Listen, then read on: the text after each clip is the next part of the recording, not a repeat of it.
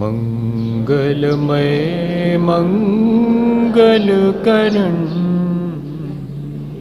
वीतराग विज्ञान नमो ताहि जाते भये अरहंतादि मगा। जो विद्यादि सागर सुधी, जो विद्यादि सागर सुधी गुरु हैं हितैषी। शुद्धात्म में निरत नित्य हितोपदेशी। वे पाप ग्रीष्म ऋतु में जल हैं सयाने। पूजूं उनके सतत केवल ज्ञान पाने। पूजूं उनके सतत केवल ज्ञान पाने। बोले भगवान महावीर स्वामी के, आचार्य कुंद कुंद स्वामी की, आचार्य गुरुवर विद्यासागर मुनि महाराज।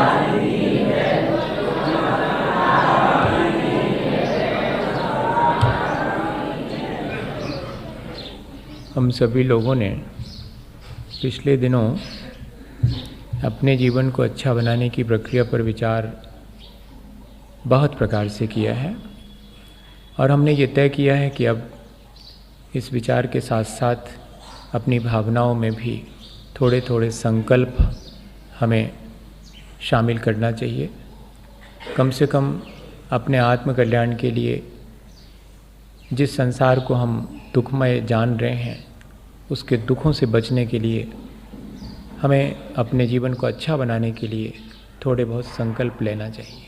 ये कर्म भूमि है, यहाँ अपने किए कर्मों का हम फल पाते हैं, और इतना ही नहीं, अपना जीवन यापन करने के लिए भी हमें कर्म करना पड़ते हैं। मनुष्य दो रूपों में देखने में आते हैं, एक कर्म भूमि के मनुष्य और एक भोग भूमि के मनुष्य। भोग भूमि के मनुष्यों के साथ ये आसानी है कि उन्हें कोई कर्म किए बिना ही और कल्प वृक्षों के द्वारा अपने जीवन का यापन करने की सारी चीज़ें प्राप्त हो जाती हैं। लेकिन कर्म भूमि में हमें असी मसी कृषि विद्या शिल्प और वाणिज्य ये क्षय कर्म करके अपना जीवन यापन करना होता है, और एक सद्गृहस्थ इन क्षयों चीज़ों को अपने जीवन में करता है। ये उसका अर्थ पुरुषार्थ है। एक सद्गृहस्थ के लिए 3 पुरुषार्थ करना ज़रूरी है। वो धर्म पुरुषार्थ भी करे, अर्थ पुरुषार्थ भी करे और काम पुरुषार्थ भी करे। लेकिन इन तीनों पुरुषार्थों में उसके धर्म पुरुषार्थ की प्रमुखता है। एक सद्गृहस्थ जब श्रावक बनता है वो एक अलग चीज़ है, उस पर अपन बाद में विचार करेंगे। एक सद्गृहस्थ क्या करता है, इस कर्म भूमि का सद्गृहस्थ। भोग भूमि में जो मनुष्य हैं वे सिर्फ सम्यक दर्शन तक प्राप्त कर सकते हैं, इसके आगे वे व्रत नियम संयम का पालन करने में सक्षम नहीं है। कर्म भूमि का मनुष्य व्रत नियम संयम ही नहीं, वो अपने आत्म कल्याण के लिए और रत्नत्रय को धारण करके और साक्षात मोक्ष की प्राप्ति का उपाय भी कर सकता है। उधर विद्याधर हैं, वे जब तक अपनी विद्याओं के द्वारा अपना काम चलाते हैं तब तक उनके देशव्रत तो हो सकता है, लेकिन महाव्रत नहीं हो सकता। वे विद्याओं को छोड़ दें तो उनके भी महाव्रत हो करके और उसी भाव से मोक्ष हो सकता है। मनुष्य के लिए ये सबसे ज़्यादा, कर्म भूमि के मनुष्य के लिए ये फैसिलिटी मिली हुई है कि वो अपने आत्म कल्याण का साक्षात उपाय भी कर सकता है। तब एक सद्गृहस्थ अपने कर्मों को करे तो कैसे करे? उसे अपनी आजीविका और जीवन यापन के लिए कर्म तो करना है, उसे अर्थ पुरुषार्थ भी करना है, और संसार चलाने के लिए खाना पीना सोना, ये काम पुरुषार्थ भी करना है, अपने संतान की उत्पत्ति करने के लिए, अपनी आगामी परंपरा को बरकरार रखने के लिए। पर सबसे पहले धर्म पुरुषार्थ कहा गया कि धर्म पुरुषार्थ पूर्वक ही अर्थ पुरुषार्थ करे, धर्म पुरुषार्थ पूर्वक ही कर्म पुरुषार्थ करे। अर्थ पुरुषार्थ करना है, कमाना है, लेकिन धर्म पूर्वक, नीति न्याय पूर्वक मैं धन का अर्जन करूं, इसकी मनाही सद्गृहस्थ के लिए नहीं है। वो अपना संसार का और भी काम करे, संतान की उत्पत्ति करे, लेकिन धर्म का ध्यान रखे, धर्म पूर्वक करे।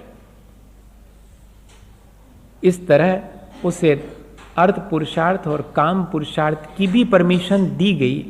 लेकिन जब वो अपनी इस गृहस्थी में अपने सारे दायित्व को पूरा कर ले, तब उसका एक और दायित्व है, और उसी दायित्व की अपन चर्चा कर रहे हैं। धीरे धीरे आत्म सुख पाने और संसार के दुखों से बचने के लिए वो उपाय कर रहा है।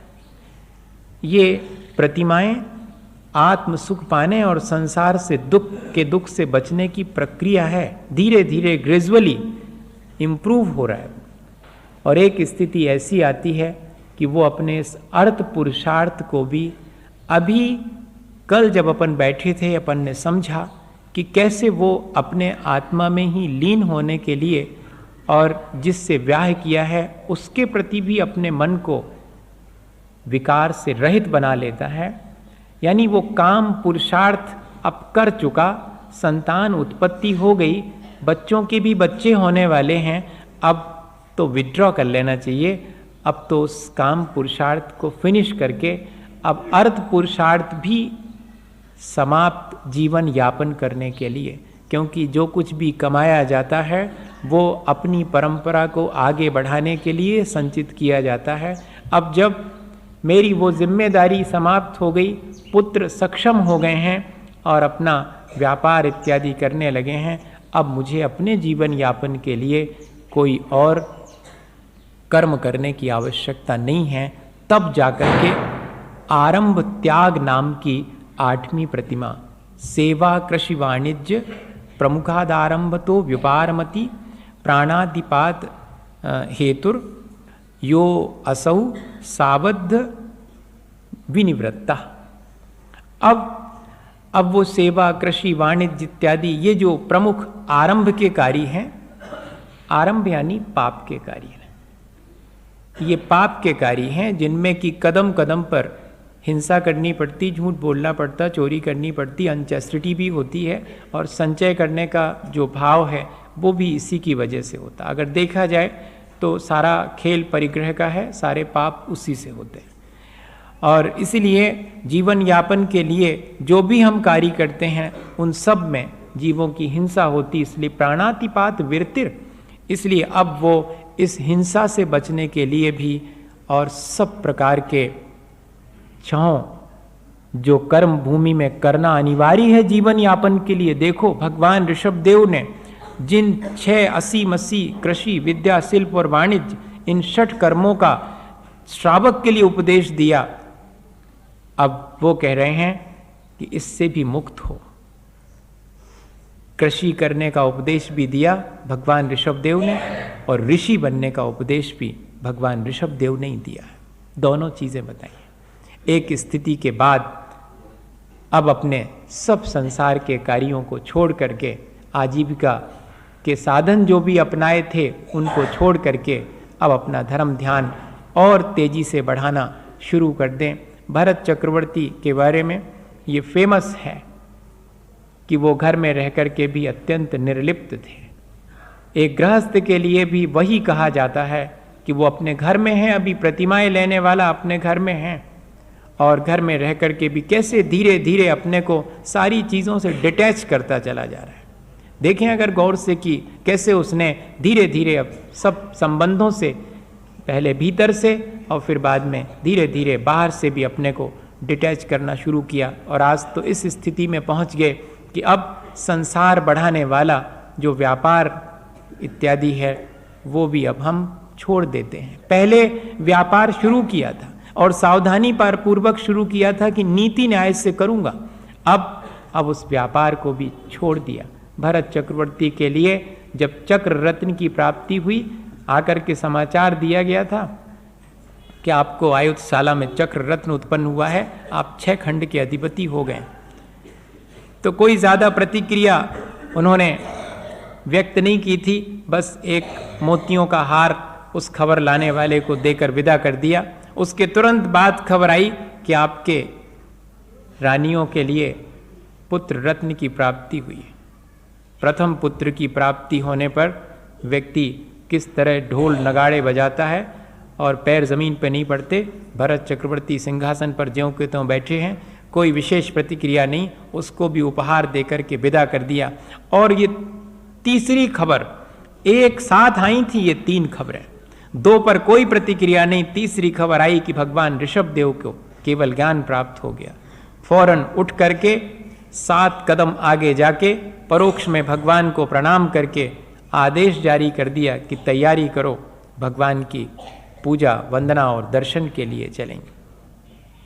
जा सकते थे आयुधशाला में चक्र रत्न देखने, वो उनके अर्थ पुरुषार्थ का फल था।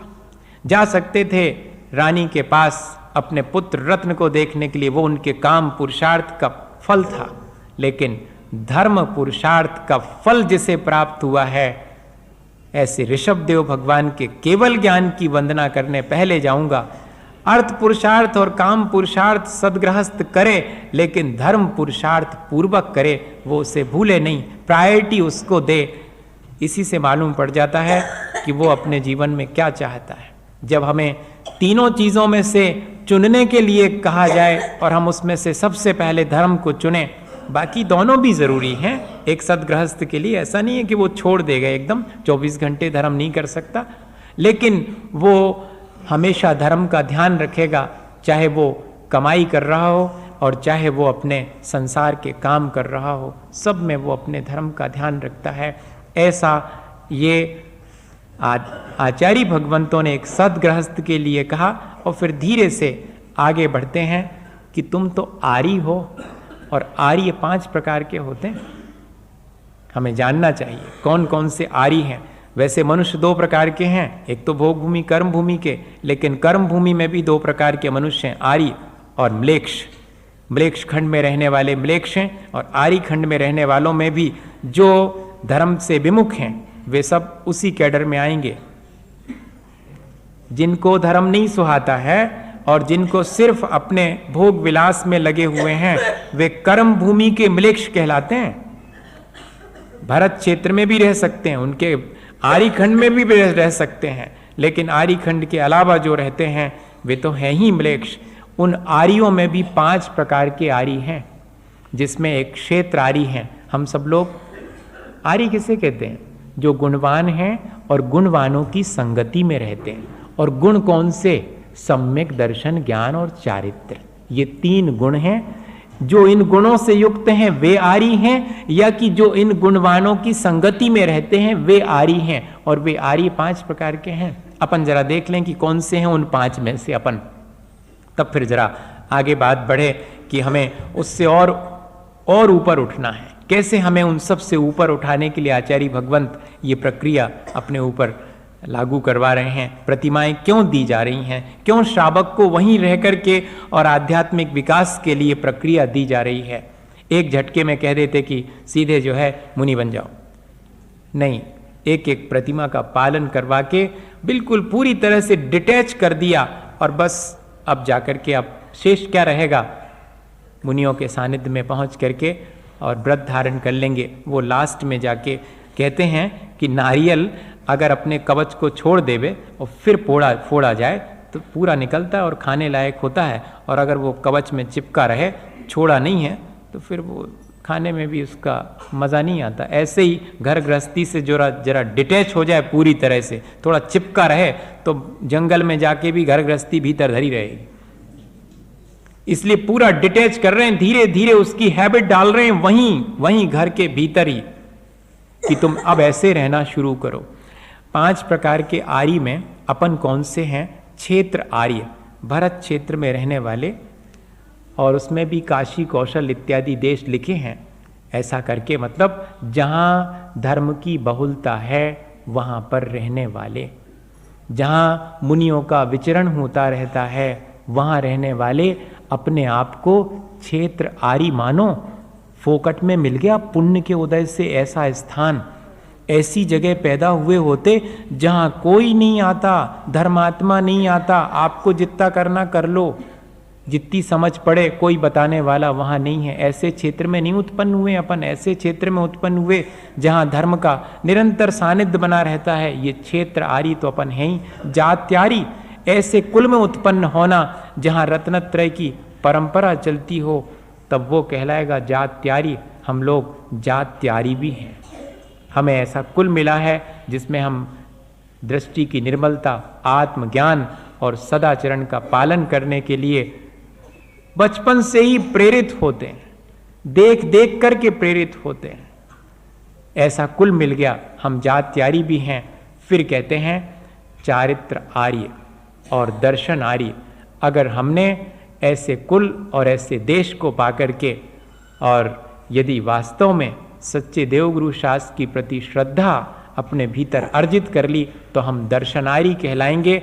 और श्रद्धा के साथ अगर हमने महाव्रत धारण कर लिए, और महाव्रत ही नहीं, वास्तव में तो लिखा है कि जो अपने चारित्र मोहिनी कर्म का क्षय करने के लिए श्रेणी पर चढ़े हुए हैं, उपशम या छपक श्रेणी पर, वास्तव में वो चारित्रारी हैं। लेकिन जिन्होंने उस महाव्रतों को धारण कर लिया है वे भी चारित्र आर्य हैं। चारित्र आर्यों की संख्या आज कितनी थोड़ी सी है, गिनती के होंगे।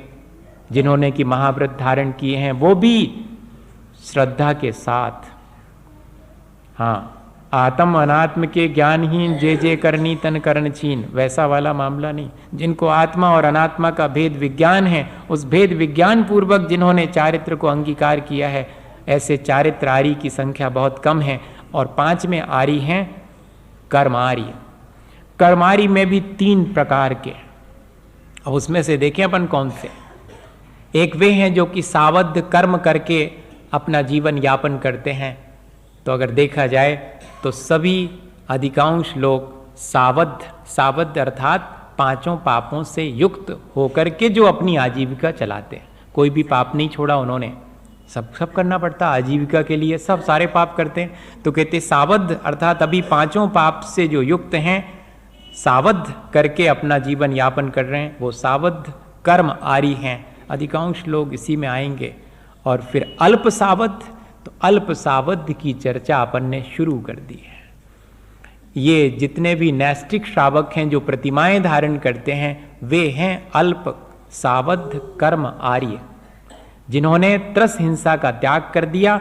अभी जो है स्थावर जीवों की हिंसा से बच नहीं पा रहे हैं, जिन्होंने स्थूल रूप से झूठ का त्याग कर दिया है लेकिन सूक्ष्म रूप से अभी झूठ का त्याग नहीं कर पाए हैं, जिन्होंने किसी के यहाँ डाका डालना, चोरी करना तो छोड़ दिया है लेकिन अभी मन के अंदर थोड़ा सा दूसरे की वस्तु के ग्रहण करने का भाव बना है, ऐसी स्थूल रूप से अभी चोरी का त्याग किया है, जिन्होंने अभी सिर्फ जिससे विवाह किया है उससे संबंध रख रखा है, बाकी सबसे निर्मलता धारण कर ली है, जिन्होंने अपने जीवन यापन के लिए तो परिग्रह रख रखा है, बाकी सबको त्याग कर दिया है, वे कहलाएंगे अल्प सावध कर्म आर्य।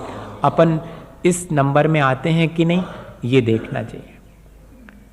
सारा संसार सावध कर्म आर्य ही है, पाप कार्य करके अपनी आजीविका चलाता है। अपन अल्प सावध करके अपनी आजीविका चला सकते हैं क्या? थोड़ा सा करके, और अपनी आजीविका तो चलानी है, अपना जीवन यापन तो करना है, लेकिन अल्प में भी किया जा सकता। और तीसरे हैं असावध कर्म आर्य, अर्थात जिन्होंने सावध पाप कार्यों को पूरी तरह से छोड़ दिया, अपने भोजन इत्यादि के लिए भी वे चिंतित नहीं हैं, उसकी भी प्रक्रिया उन्होंने बनाने बनवाने या कि जो भी संसार के कार्य हैं उन सबको जिन्होंने छोड़ दिया, वे हैं असावध कर्म आर्य। उसमें तो सिर्फ मुनि आरिका और एलक छुल्लक यही आएंगे जो कि असावद्ध कर्म आरी हैं, बाकी अल्प सावद्ध और सावद्ध कर्मारी हैं। अपन थोड़ा सा ऊंचे उठें और बहुत अधिक जो सावद्ध करते हैं, बहुत अधिक पाप करी करके अपनी आजीविका चलाते हैं, उससे तो बचें। आज व्यापार की तरफ किसी का ध्यान नहीं है। आज तो बहुत पूजा पाठ करने वाला भी, बहुत धर्म ध्यान करने वाला भी ऐसे व्यापार को अपना रहा है जिसमें कि अत्यंत जीव राशि का घात है, अत्यंत झूठ बोलना पड़ता कदम कदम पर, अत्यंत राज्य काज में चोरी करना पड़ती है। और इतने ही नहीं, अनाप शनाप ढंग से पैसा कमा लेने के बाद आने वाली पीढ़ी व्यसन से युक्त होती चली जाती है, फिर भी हम उस व्यापार को न कम करते हैं, छोड़ तो पाते ही नहीं। एक व्यक्ति छोटी सी दुकान, सारा सामान बेचते हैं, साल भर में 4 जोड़ी जूते बेचते हैं चमड़े के, लेकिन उनसे कहा कि छोड़ दो, कहते ये नहीं छोड़। 4 जोड़ी बिकते हैं कुल, लेकिन बाकी सारा सामान बेचते उसी में वे दुकान में रखे हुए हैं। ऐसी भी दुकानें आजकल होने लगी जिनमें कि आप एक जगह पहुंचो सारा सामान मिलेगा, है ना। इसको अपन मान रहे हैं कि बहुत अच्छी चीज है। ये सब अत्यंत हिंसा के कार्य हैं। ऐसे व्यापार करने वाले को हम क्या सदगृहस्थ भी कहेंगे? पोल्ट्री फार्म खोल रहे हैं, स्विस फार्मिंग कर रहे हैं और उन सब के लिए लोन दे रहे हैं। यहाँ तक कि जो पटाखे का व्यापार करते हैं, बेचते हैं, मैन्युफैक्चरिंग करते हैं, वे भी क्रूर कर्म है। ये 15 प्रकार के क्रूर कर्म, खर कर्म, जिनका कि त्याग करने के लिए एक सामान्य गृहस्थ को कहा गया। अभी मैं 8वीं प्रतिमा वाले की बात नहीं कर रहा हूं। अभी तो जो 80 मसी कृषि, विद्या, शिल्प और वाणिज्य, इन 6 कर्मों को कर रहा है, उसमें भी बहुत अधिक हिंसा वाले कर्म हैं। उन सबको छोड़ने के लिए लाख इत्यादि का व्यापार करना, या कि अब और कितने नाम गिनाएं, सब समझते हैं। ऐसा नहीं है कि जिसमें भीषण हिंसा होती है उस कार्य को, जितने भी ये इंडस्ट्रियल प्लांट्स हैं जिनमें कि अपार जीव राशि का घात होता है। पहले इंडस्ट्रीज जेंट्स में नहीं हुआ करती थी। इंडस्ट्रीज नहीं लगाएंगे क्योंकि इंडस्ट्रीज में बहुत हिंसा होती। उसमें जो बड़े बड़े रिटायर्ड और बड़े बड़े जो संयंत्र लगाना पड़ते हैं, उन सब में कितना आरंभ होता है, ये विचार करने की चीज़ है। आज के समय में इन सब चीज़ों का विचार खत्म हो गया। प्रतिमा की क्या चर्चा करूं? मैं सोच रहा था कि मुझे तो प्रतिमा के बारे में बताना है कि जिसने सब प्रकार से इन 80 मसी कृषि इत्यादि को छोड़ दिया। एक तरफ उसकी चर्चा करनी है, एक तरफ जो 80 मसी कृषि इत्यादि कर रहे हैं उसमें किस तरह से अनीति पूर्वक कर रहे हैं, उनके तरफ देखें अगर, तो कितना कंट्राडिक्शन है हमारे अपने इन दोनों चीज़ों में। अभी हमें 6 कर्म करना है तो उनको भी बहुत संभाल करके करना चाहिए। इतना अधिक इंडल्ज होकर के सिर्फ पैसे के लिए हम ऐसी आजीविका का साधन अपनाएं जिसमें अपार जीव राशि की हिंसा होती है, वो तो फिर तो उसका पूजा करना, उसका चाहे स्वाध्याय करना, वो सारी चीज़ें, उसका दान देना, सब जो है कितना फल देगा? अत्यंत अल्प फल देगा। क्योंकि इतनी अधिक हिंसा करने के बाद थोड़ा बहुत अगर कोई धर्म करेगा भी तो क्या होने वाला? हमें इस बात पर ज़रूर से विचार करना चाहिए। जब आज चूँकि इन 6 कर्मों की चर्चा चली है, जितने लोग आर्मी में जाते हैं वे अपनी आजीविका का साधन 80 के द्वारा कर रहे हैं। इसको 80 कर्मारी कहते हैं। मसी, ये अकाउंटेंट वगैरह का जितना भी काम है वो मसी कर्मारी है। और कृषि, एग्रीकल्चर सब समझते हैं और सबसे श्रेष्ठ माना गया है कृषि को।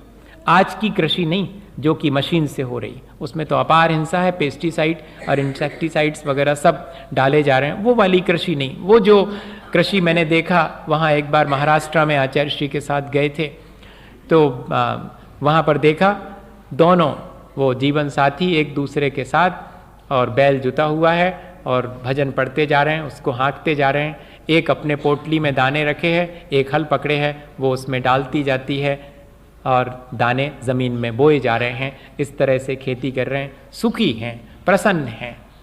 एक बार में 2 फसल लेनी है, बिना कृषि के तो आपका व्यापार भी नहीं चलेगा, ध्यान रखना, कुछ भी नहीं चलेगा। 2 दाने अगर पेट के भीतर नहीं जाएंगे तो ये सारे जो 6 कर्म में से 5 हैं वो तो संभव ही नहीं है।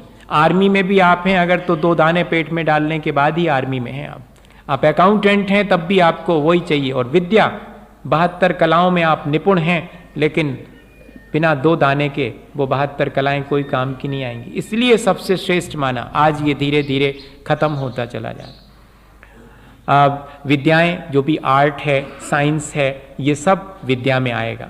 और विद्याधर लोग भी विद्याओं का उपयोग करते हैं, वो सब भी उसी में आएगा। और उसके बाद फिर बचा शिल्प। ये जो अब तो स्टाइल बदल गई है, नाई का काम ब्यूटी पार्लर है कि नहीं?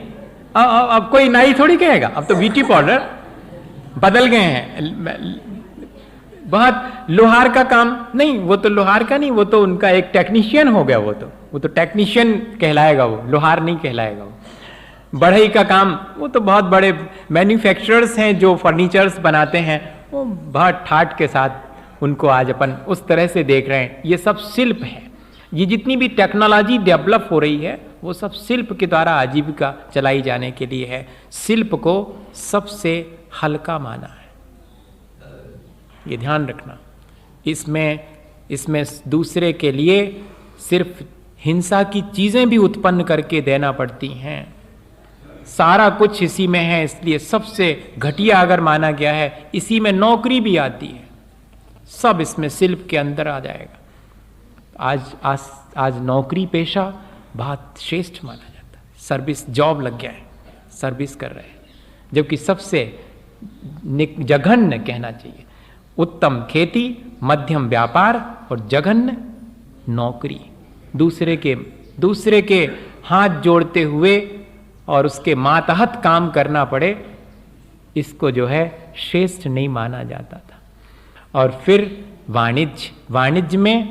वाणिज्य में निश्चित लिखा हुआ है कि कौन कौन से व्यापार करना। सबसे श्रेष्ठ है हीरे जवाहरात का व्यापार।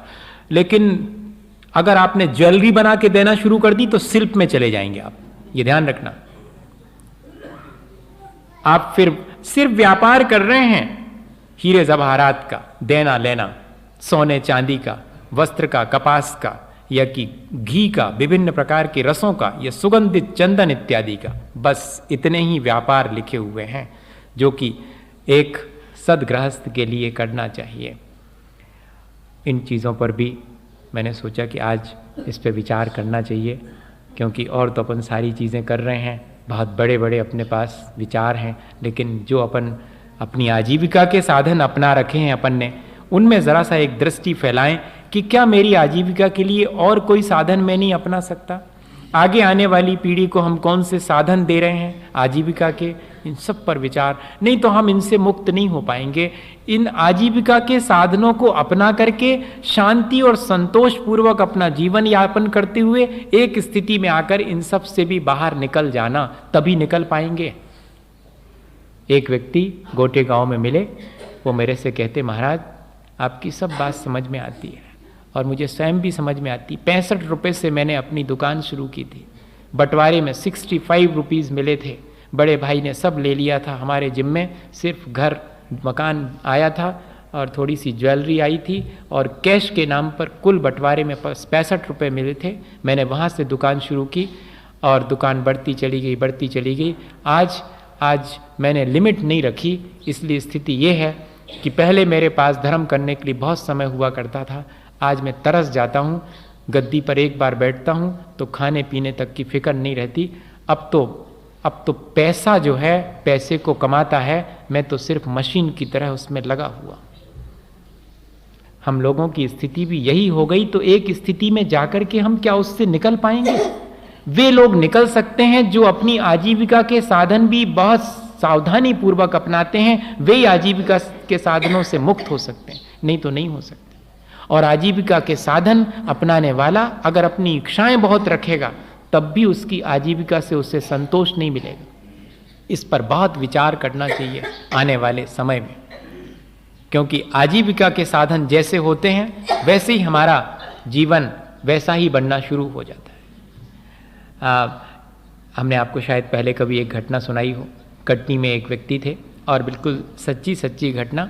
उन्होंने दुकान खोल रखी थी कपड़े की और रोज का उनका हिसाब था 400 रुपये से ज़्यादा की सौदा नहीं बेचेंगे। सोचिएगा आप, दुकान 8 घंटे खुलेगी क्योंकि श्रावक के 3 पुरुषार्थ हैं, वे कहा करते थे, धर्म पुरुषार्थ, अर्थ पुरुषार्थ, काम पुरुषार्थ, और 24 घंटे मेरे पास हैं, इसलिए एक एक पुरुषार्थ के लिए मुझे 8-8 घंटे मिले हैं।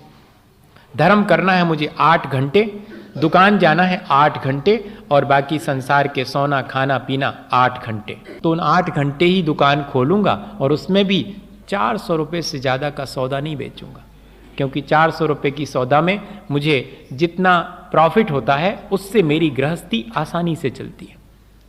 एक और ऐसा ही उदाहरण मेरे अपने टाइम में, मिस्टर दुर्गे हमारे प्रोफेसर हुआ करते थे पेट्रोलॉजी के। पूरे इंडिया में पेट्रोलॉजी पढ़ाने वाला एक ही व्यक्ति था और उन्होंने 15 साल तक पीएचडी नहीं करा। किसके अंडर में करें पीएचडी? कोई है ही नहीं उनके सब्जेक्ट का। तो सेल्फ गाइड बनकर पीएचडी करी, और जब तक पीएचडी नहीं करी तब तक एज ए लेक्चरर रहे, 1200 रुपये पाते रहे, क्योंकि असिस्टेंट प्रोफेसर होने के लिए पीएचडी जरूरी थी। और फिर उसके बाद पीएचडी भी करने के बाद जब उनकी सैलरी बढ़ाने की बात आई, सारे लोगों ने कहा कि 50 रुपये बढ़ाना चाहिए और उसके लिए स्ट्राइक की गई, तो सिर्फ एक आदमी स्ट्राइक में शामिल नहीं हुआ। उनसे पूछा गया कि क्यों आप शामिल नहीं, क्यों नहीं 50 रुपये बढ़वाना चाहते? तो उन्होंने कहा पहले ये बताओ कि जो 1200 रुपये हैं उन वही तो मेरे पास बचे रहते हैं, इन 50 का करूंगा क्या? आप यूनिवर्सिटी के प्रोफेसर से ये शब्द सुनना पसंद करेंगे? वो आदमी अपनी साइकिल लेकर के खुद आते थे, अपनी हवा भरने की वो पिस्टन वो उनके साथ में रहता था, और मैंने 2 या 3 ड्रेस से ज्यादा उनकी देखी नहीं, और इतना बड़ा प्रोफेसर। और वो आकर के कहते थे, are you read in English or Hindi in Sanskrit? कौन सी लैंग्वेज में पढ़ना चाहोगे? सारी लैंग्वेज में पढ़ा सकूंगा। और उनके ही जीवन में एक, जब हम लोग बहुत जुड़ गए तो एक दिन बोलते हैं कि तुम लोग को याद इसलिए नहीं होता क्योंकि तुम लोग इंटरनेशनल ड्रिंक करता और इंटरनेशनल बेस खाता। तो हम लोगों ने, साहब ये इंटरनेशनल ड्रिंक और इंटरनेशनल बेस क्या चीज़ है? तो बोलते इंटरनेशनल ड्रिंक मतलब तुम लोग चाय पीता, चाय, इसलिए बुद्धि नहीं आता। हाँ, और दूसरा तुम इंटरनेशनल बेस खाता, आलू खाता, आलू, इसलिए बुद्धि नहीं आता। ऐसा बोलते थे वो। इसका मतलब है कि उनके जीवन में कितनी सात्विकता रही होगी, जो आदमी इस तरह जी रहा है, जी सकता है। आजीविका वो भी अपनी चला रहे थे। 1250 रुपये नहीं चाहिए, 1200 मेरे लिए पर्याप्त है। 50 बढ़ाऊंगा तो करूंगा क्या? खर्चे ही नहीं होंगे। अब बताइएगा, क्या ऐसा कोई उदाहरण अपन के बीच है? पहले हुआ करता था, आज भी हो सकता है, ऐसा नहीं कि नहीं हो सकता है। हो सकता है हम अगर इस तरह अपनी लाइफ स्टाइल शुरू से ही रखें, हम अपना सोच ऐसा रखें तो।